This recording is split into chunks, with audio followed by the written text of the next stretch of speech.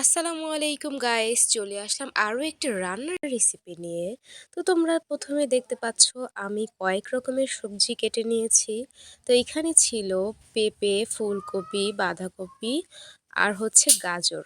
তো এইগুলো হচ্ছে আমি এখন হালকা সিদ্ধ করে নেব। এই তো দেখো, আমি লো আঁচে সিদ্ধ করে নিচ্ছি।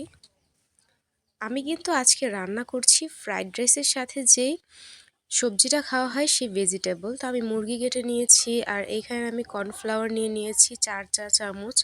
তারপর আমি পেঁয়াজ কেটে নিয়েছিলাম। এইখানে দেখতে পাচ্ছ কাঁচামরিচগুলো আমি এখনও কাটিনি। তারপর এখানে ছিল বাটা মশলা, যা যা উপকরণ লাগবে সবগুলোই তোমাদেরকে দেখিয়ে দিলাম। তো আমি প্রথমে একটা হাঁড়িতে তেল দিয়ে দিয়েছিলাম আর এখন আমি আগে থেকে কেটে রাখা চিকেনগুলোকে ভেজে নিচ্ছি।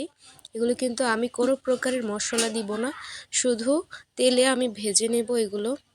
শুধুমাত্র কয়েকটি উপকরণ দিয়েই রান্না করা যায় এই ভেজিটেবলটি। আমার রেসিপিতে কিন্তু আমি খুবই সহজভাবে দেখিয়ে দিয়েছি, যারা একদমই সবজিটা রান্না করতে পারো না তাদের জন্য একদম ইজি হবে। তো আমি এখানে দিয়ে দিলাম লবণ, আদা রসুন পেস্ট করে রেখেছিলাম সেগুলো দিয়ে দিয়েছি। তারপর আমি সবজিগুলো দিয়ে দিলাম পেঁয়াজ কুচি। তারপর আমি এইখানে একটু নাড়াচাড়া করে ভেজে নেব হালকাভাবে সবজিগুলো, যাতে আমি দেখছিলাম কোনো প্রকারের পানি আছে কিনা, যেহেতু আমি সেদ্ধ করে নিয়েছিলাম। তো এরপর আমি দিয়ে দিব এই সবজিগুলোতে যে আগে থেকে গুলিয়ে রাখা কর্নফ্লাওয়ার।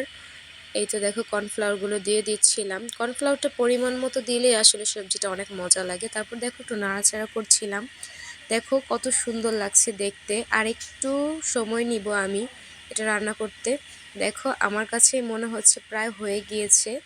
ঠান্ডা হয়ে গেলে কিন্তু এই সবজিটা একদমই জমাট বেঁধে যাবে, তাই একটু আগেই নামিয়ে নিতে হবে। নামানোর পর যখন তোমরা ঠান্ডা হবে সবজিটা, তখনই দেখতে পাবে এটা কিন্তু একদম পারফেক্ট হয়ে যাবে। তো আমার সবজিটাও পারফেক্ট হয়ে গিয়েছে। এখন আমি চুলার আঁচটা বন্ধ করে দিয়েছি। দেখো কত সুন্দর দেখতে। আমার কাছে কিন্তু খুবই ভালো লাগে। যারা যারা এরকম রেসিপি পেতে চাও অবশ্যই আমার চ্যানেলটাকে সাবস্ক্রাইব করে দিবা। ভালো লাগলে অবশ্যই ভিডিওটাতে লাইক, কমেন্ট, শেয়ার করবা। দেখা হচ্ছে নেক্সট ভিডিওতে। ততক্ষণের জন্য আল্লাহ হাফেজ।